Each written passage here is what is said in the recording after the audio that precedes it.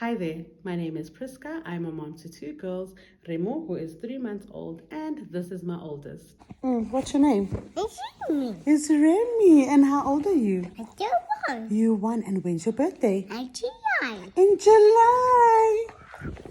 Yellow. So you're probably asking yourself, how is it that a 1-year-old is able to answer these questions? And if you follow us on Instagram, you would know that she's able to do this and a little bit more. Well, welcome to my channel, where I'll be sharing with you little tips and tricks that I've picked up along the way as a mom that have not only helped me teach Remy new things, but keep her interested in learning.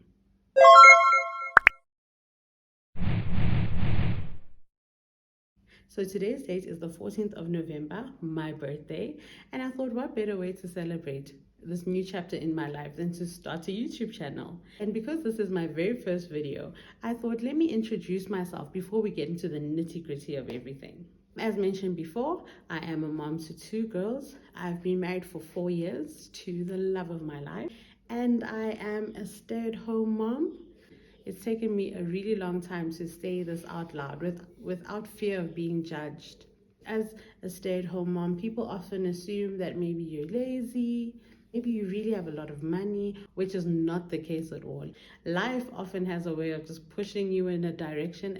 It's either you adapt or. So here I am making the best of my situation. So Remy was born on the 4th of July in 2021, and 3 months later I had to return to work because my maternity leave was all over.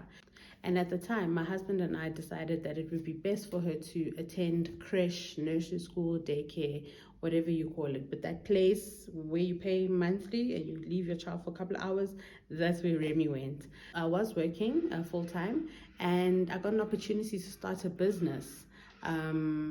That's when I left my job, worked on the business for a bit, and you know how business goes. Things are very touch and go. So we pulled Remy from creche, I want to say, when she was around 7 or 8 months, partly because of business, partly because of cash flow, but main reason because of relocation. At the time, we were moving into our first home, and we thought maybe we should get settled before we start shopping around for a creche for her. And because I was working from home at the time, looking after her was the better option for us. Little did I know that 2 years later, I would still be doing it. Pulling her from creche really made me feel guilty. I feared that, she wouldn't have interaction with people her age anymore. Maybe she might fall behind because I'm not an educator. I've never worked in education formally. The most I've done is maybe taught a Sunday school class or two, but that was really long time ago. So I started to do some research to find out what things I could do from home that would still encourage her learning and help her with her development. I Googled, I read a couple of books, very little books, I'm not a big reader. I read a couple of books, a few articles, watched a whole bunch of YouTube videos, and began to implement some of these things in my home. Little did I know that these small changes that we were making on a day-to-day basis would actually have such a big impact on her development. Not only was she now reaching her age-appropriate developmental milestones, but she was now surpassing them. So in the beginning, I didn't really realize how much of an impact these small changes were having on Remy's learning and development, until we were around family members and they would comment on how well spoken she was for a child and how her communication was impressive.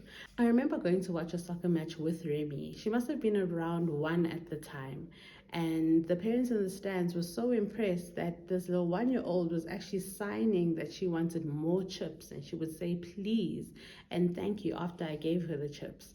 Yes, sign language. If you have small children, please do teach them sign language. I'm such an advocate for it. I personally don't know sign language that well, but I do know basic baby signs that I've Googled and I found on the internet. What I did pick up when doing my research was that children were able to communicate with their hands faster than they were able to communicate with their tongues. For this reason, they suggested that you teach very basic signs to your babies from infant stage, that as they grow and develop, they will begin to communicate to you with these signs.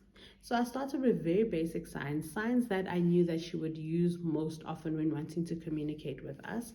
So milk, or BC as we would call it in our home.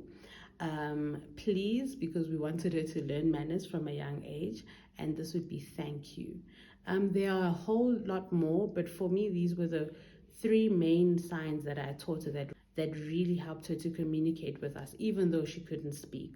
As time went on, we added a few more signs, like this for water, this for more, and this would be again. Hi, sis. Can you say please? Please, mama. Please. Say more. Say more. Thank you. I mentioned before, I'm not a professional. I am just a mom who's done a lot of Googling. So if you do know of other signs that you feel are important for infants and babies to learn at an early stage, please do add them in the comment section so that we can all learn from each other.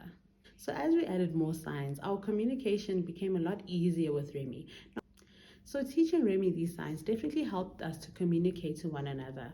Not to say that all her tantrums were completely gone and she stopped crying, but it definitely helped eliminate the little frustration that came with not being able to understand each other. This also made it easier for me to teach her something new because she was so used to me teaching her from a very young age. And when I say we started to teach her at a young age, she must have been around 6 months at the time when we started with the baby sign language. They do recommend that you start a lot sooner, which I'm going to do now, and also to add more signs as you go. I never really taught Remy any more signs than the ones previously mentioned, only because she started to communicate a lot better with her words. But I definitely do want to look into teaching her the South African sign, because I believe that what I've been teaching her is the American version of sign language. Please do correct me for those who know, but hey, it worked. So sign language is one of the tools that I use at home that helped her with her communication skills. But one thing that I found really effective was just talking to her, just plain old talking, speaking to my child. I feel that that has been the most effective. Talking to Remy in a way that I want her to talk back to me has been the most effective for me when it comes to her communication skills. I don't really use a lot of baby language. It may seem like she's very advanced in her speech, but trust me, if you drop the baby language, they will learn to speak to you properly, as opposed to learning the baby language first and then course correcting later on. So I read somewhere that you should be a narrator of your child's life. When you watch soccer, for example, there'll be a commentator who literally tells you every little thing that they see on the pitch, who the person is that's kicking the ball. You need to be that person for your child's life, even as young as 3 months old. Let them know what is happening in their surroundings. Explain the colors that you see. Explain where you're going. The more and more that you do this, baby will now realize that, oh, when we get into this place, mommy keeps repeating these words. Surely they mean something. By becoming a commentator for your child, you are now putting into words what they see on a day-to-day basis. And with repetition, eventually they'll catch on to what you're saying and hopefully say it back. For example, when Remy was really young and I'd be dressing her up, I'd make sure to start with her right leg or her right arm. This way she would understand that every time I touch this side of her body, be it her arm or her leg, I always refer to the word right. So surely this must be my right hand side. So much so that today, at 2 years old, she can identify her right hand from her left hand. I, being 31, still have to look at the birthmark on my finger in order to tell the difference. So you see, it's very small things that you can do in your speech that can help your baby with their communication. You don't necessarily have to sit baby down at a desk and bring out a workbook in order to explain left from right, but you can do this in your everyday life. This can be done in your everyday environment, making it more enjoyable for baby and for you. So much for my first YouTube video being an introduction to me. Looks like we're already getting into the nitty-gritty of everything. So do be sure to like and subscribe if you found this information helpful. Please be sure to stick around for my next one, where I'll be giving you more detail into how we spend our day and how we keep the learning going, because learning can happen anywhere and anytime. The learning never stops.